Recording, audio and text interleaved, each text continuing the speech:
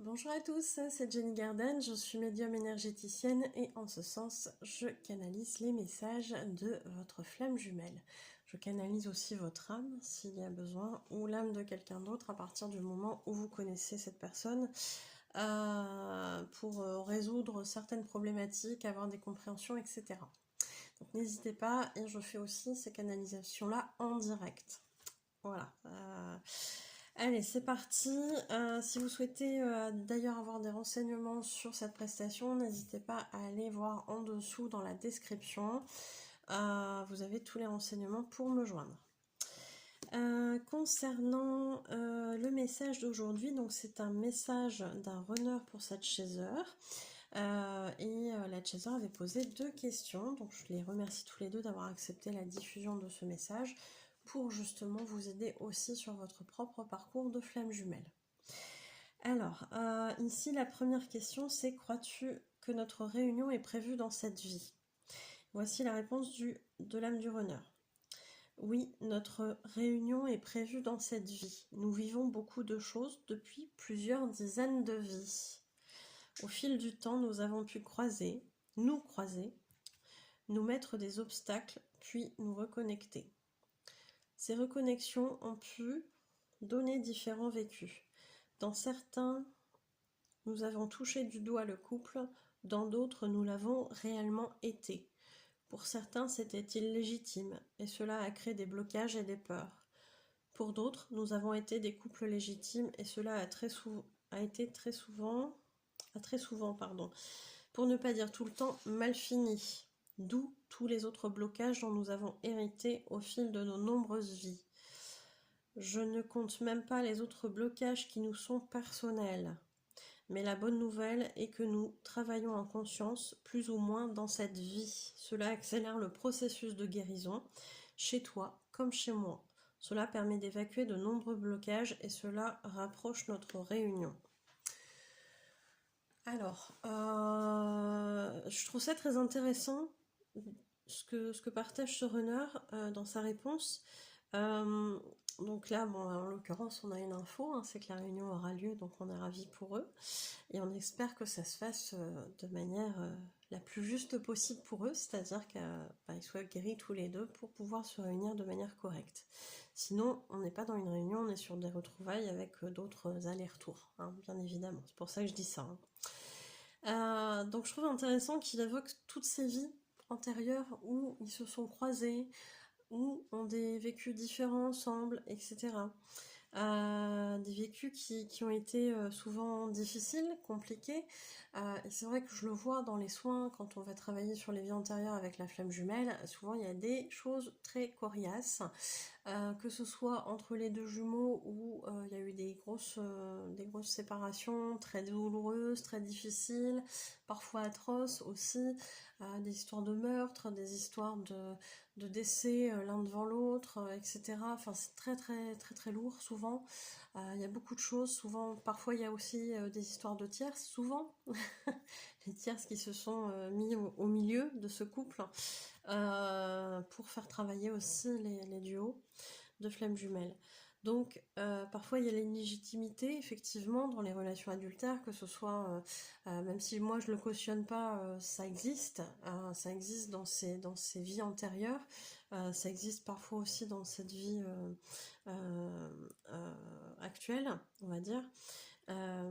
Et c'est vrai que ça reste des sujets délicats, mais pourtant qui existent, et c'est bien pour ça que la tierce, elle est là au milieu, pour faire avancer, pour faire travailler, pour faire comprendre des choses, pour faire travailler les peurs, les blocages, etc. Et c'est important, oui, qu'on comprenne que c'est un travail qui dure déjà depuis plusieurs incarnations. Donc en plus des blocages qui vont se greffer parce qu'il y a des antécédents karmiques entre les deux jumeaux ou entre les jumeaux et leur tierce, que la tierce soit d'un côté ou de l'autre encore, hein, je rappelle, eh bien il va y avoir d'autres blocages qui vont être personnels dans cette incarnation. Et là, on peut parler de transgénérationnel, tout ce que nos ancêtres nous ont transmis, qui sont souvent une répétition de ce qu'on n'a pas digéré et fini de travailler dans les vies antérieures, bizarrement, hein. Non, il n'y a pas de hasard. Tout ce qu'on aura vécu aussi dans notre passé en termes émotionnels qui a besoin de libérer. Donc, c'est vrai que quand on vient travailler toutes ces choses, ça fait beaucoup de choses à travailler, bien sûr. Donc, je trouve ça intéressant aussi qu'il évoque le fait de travailler dans cette incarnation en ayant conscience du parcours FJ, et là on parle bien souvent du chaser ou éventuellement du premier cheminant, on se rappelle hein, que l'autre souvent il voit rien, il a un truc là devant les yeux et il capte pas tout de suite ce qui se passe, c'est normal, il est empêché de voir pour faire avancer aussi l'autre. Donc à un moment donné, oui il y en a un qui est éveillé sur les deux dans cette incarnation actuelle, et c'est vrai que ça peut faire ça peut aider à ce que le parcours avance entre guillemets plus vite, bien sûr.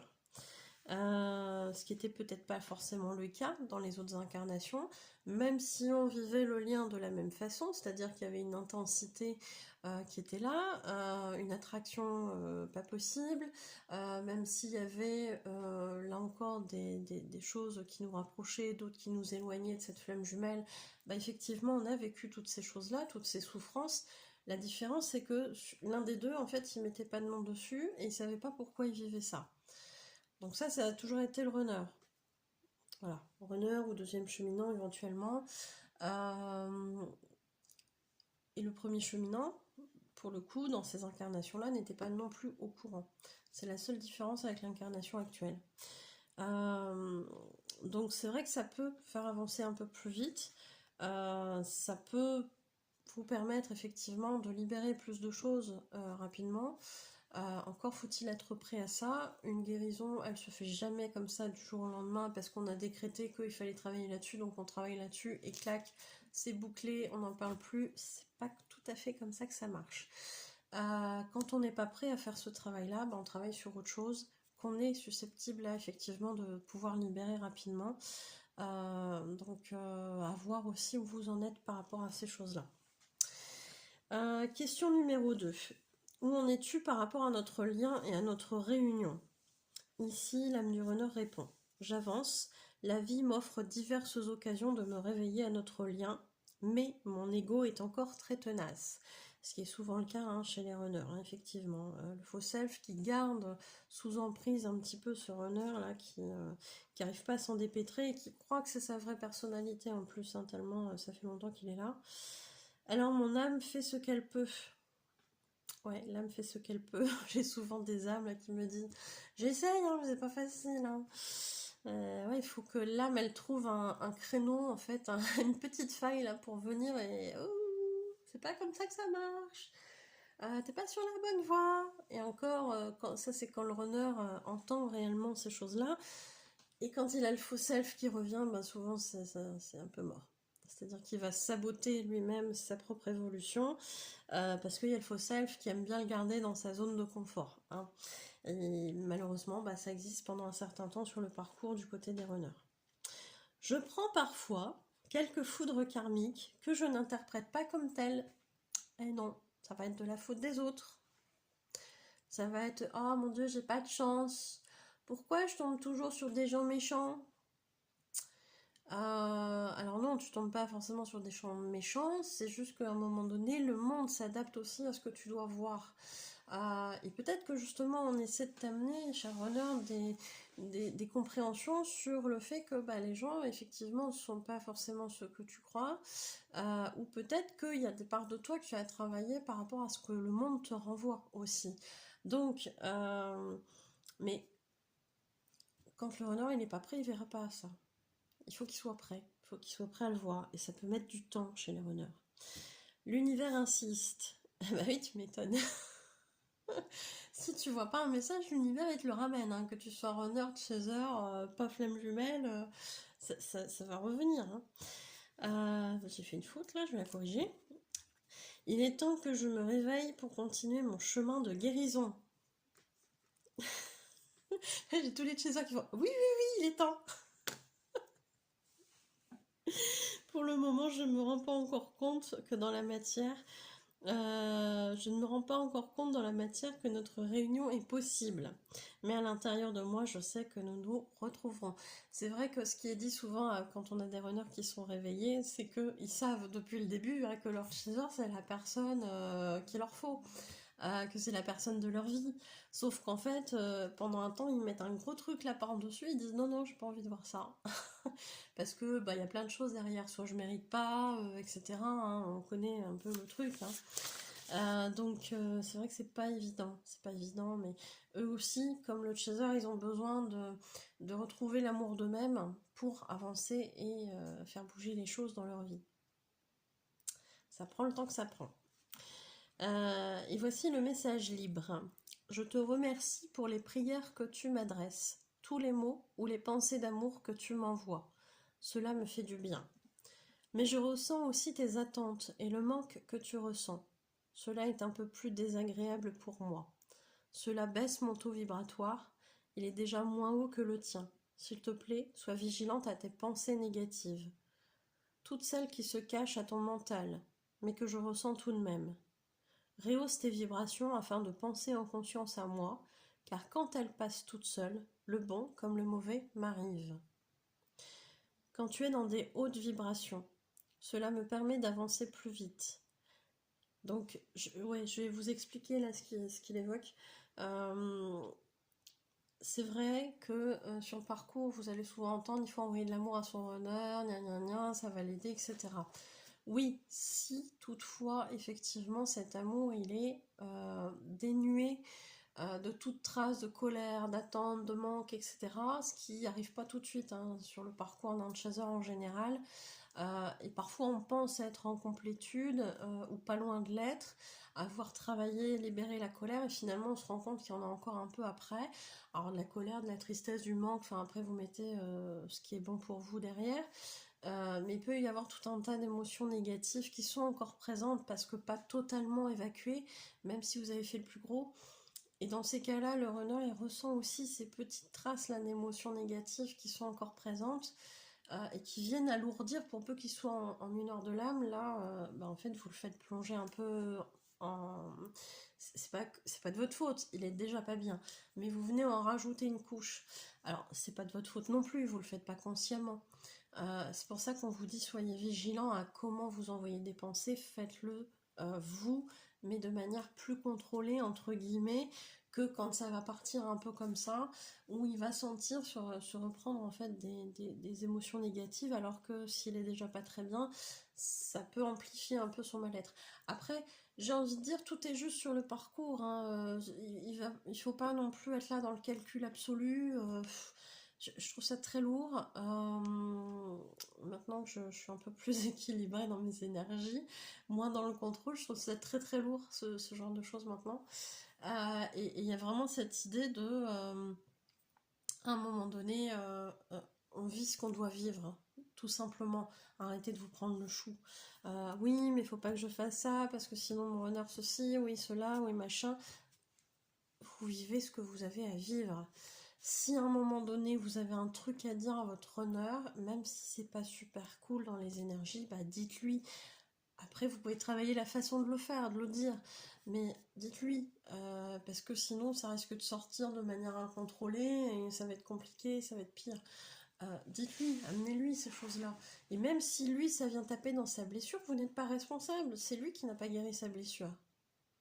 Hein, c'est comme vous, quand lui vient amener, je sais pas, un sentiment d'être abandonné, etc. Il le fait pas exprès, il le fait pas consciemment, et pourtant vous, ça vous fait mal. Pourquoi? Parce que cette blessure d'abandon, elle est toujours active. En tout cas, suffisamment pour vous faire souffrir. Donc, qui est-ce qui est responsable? C'est vous qui réceptionnez ça dans quelque chose qui fait mal. C'est pas la personne qui l'a envoyé. Encore une fois, sur les parcours FJ, le jumeau souvent n'a aucune intention négative envers son autre, mais oui, va appuyer inconsciemment sur des boutons qui font mal pour justement faire que l'autre travaille là-dessus pour guérir. C'est vraiment un processus qui est, j'ai envie de dire, même piloté, entre guillemets, par la source, parce qu'on se rend bien compte sur les parcours que jamais on agit comme ça avec les autres. Il n'y a qu'avec son chaser ou qu'avec son runner qu'on va agir comme ça. Donc il y a quand même des choses où on se dit c'est pas super logique. Donc le côté un peu pilotage automatique, on vous a mis là un truc dans le cerveau et puis dès que tu vas voir, tu vas appuyer sur le bouton comme ça va l'aider. On le fait pas exprès, bien évidemment. Donc ça c'est intéressant d'avoir ces notions-là, je trouve. Euh, et vraiment, quand vous pensez à votre honneur, on va revenir un peu sur le sujet des vibrations, rehaussez toujours vos énergies avant. Ça peut faire que du bien. Vous, ça va vous éviter d'être trop plombé si toutefois votre runner il est dans des énergies négatives, s'il est en NNA, etc. De son côté, il n'aura pas à subir les côtés un peu négatifs qui seraient encore à guérir de votre côté, ou ça sera plus léger. Hein. Donc, ça ne peut qu'aider le duo, ces hautes vibrations.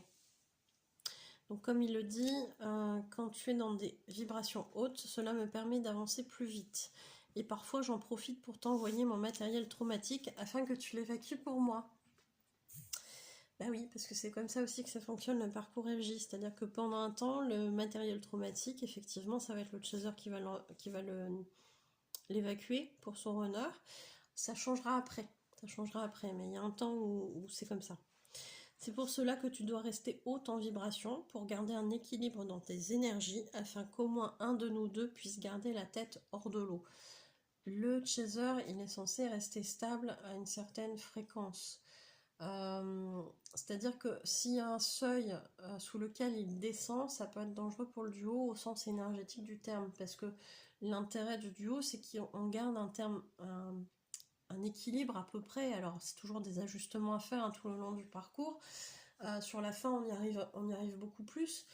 Mais pendant un certain laps de temps, on a quand même besoin de trouver une stabilisation au niveau énergétique. Et ça, souvent, ça va se faire pendant la complétude du chaser.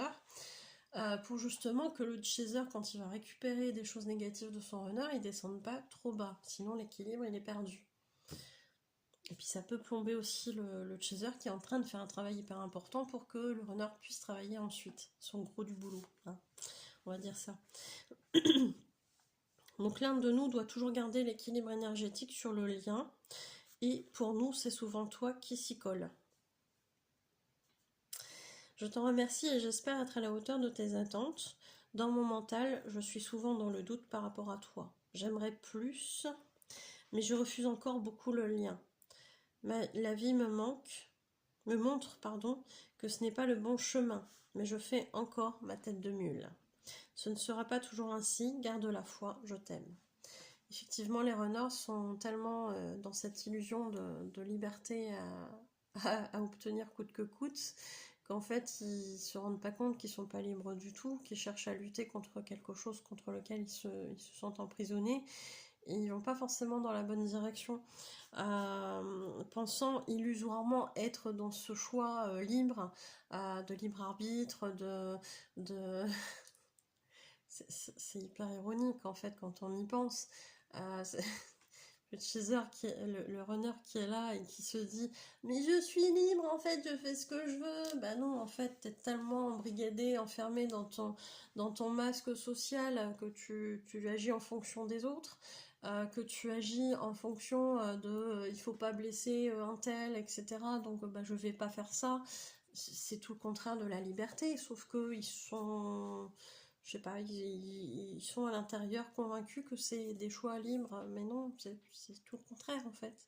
Et ça c'est pareil, c'est une illusion qui va partir au fur et à mesure du parcours. Ils vont se rendre compte que tous les choix qu'ils ont faits, c'est pour le bien des autres et pas le leur, donc c'est pas du tout une liberté qu'ils avaient, mais plutôt une illusion de liberté qui vient du faux self. Hein, voilà.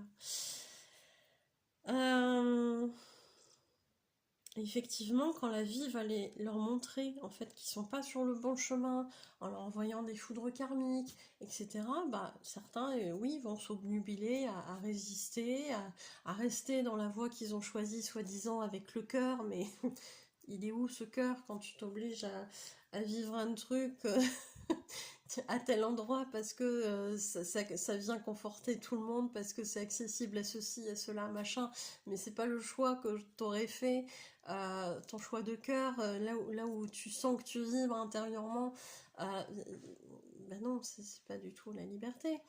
Mais t'as le droit d'essayer d'y croire, hein, c'est beau, c'est mignon, c'est naïf, mais ça marche pas. Et ça, tu t'en rends compte plus tard. Hein. Euh, c'est des choses qu'on se rend compte par la suite, bien sûr, bien sûr. Et le runner, pendant un temps, effectivement, va essayer de se convaincre qu'il a fait les bons choix pour lui, parce que c'est quelque chose qui est soi-disant fait avec le choix du cœur, gna gna gna. Mais non, en fait, c'était pas un choix de cœur, c'était un choix raisonnable, raisonné, ou par peur, ou parce que je veux pas quitter ma zone de confort, etc. Donc derrière ce qu'il y a, c'est souvent la peur. Euh, mais ça, c'est des illusions qui tombent après, au bout d'un moment. Et pour certains, effectivement, ça peut mettre du temps. Donc oui, ils vont faire leur tête de mule en sachant pas en fait qu'ils font leur tête de mule du tout. Ils pensent vraiment être de bonne foi dans leur truc. C'est ça qui est quand même assez affolant. Quand on voit ça du côté de chez eux, on se dit mais en fait il croit vraiment à son truc en fait. Ok, bah vas-y, vis ton truc, fais ton chemin. Et puis voilà. Et c'est là où c'est important pour vous, chaser, de vous détacher, parce que on sait bien que c'est très douloureux de voir son chaser se casser la gueule et se prendre je sais pas combien de murs. Donc à un moment donné, préservez-vous de ça aussi, quoi. Vous n'êtes pas responsable, vous pouvez pas leur faire changer d'avis. On est bien d'accord que les runners, ils font toujours ce qu'ils veulent, hein, jusqu'à un certain point, parce qu'après, bon bah, ils comprennent que ce qu'ils veulent, bah, c'est pas tout à fait vraiment ce qu'ils veulent. Et voilà quoi, mais ça peut être dur là pour les chasers, donc voilà, faites votre cheminement, votre honneur il fera le sien aussi, et puis à un moment donné, bah, si ça doit changer, si vous devez vous réunir, vous vous réunirez effectivement. Donc voilà, gardez la foi, hein, on ne vous dit pas de plus croire à cette histoire de flammes jumelles, etc. Mais de faire les choses aussi en conscience pour vous et pour votre avancement à chacun. Et chacun fait comme il est prêt aussi, en fonction des outils qu'il a, en fonction des blessures qu'il a, en fonction de ce qui reste effectivement à guérir. Ben, on ne voit pas les choses de la même façon, hein. Forcément c'est déformé, hein. Toutes les infos qui viennent à nous quand on a encore des blessures actives, c'est tout à fait déformé. Bah, on fait ce qu'on peut. On fait ce qu'on peut au moment T, j'ai envie de dire. Donc, bah, écoutez, voilà. Voilà ce message, qu'est-ce que j'avais à dire là-dessus. J'espère que ça vous aura aidé, que ça vous aura amené des compréhensions. Et puis bah, je vous souhaite une belle journée, une belle soirée. Je vous dis à bientôt, prenez soin de vous.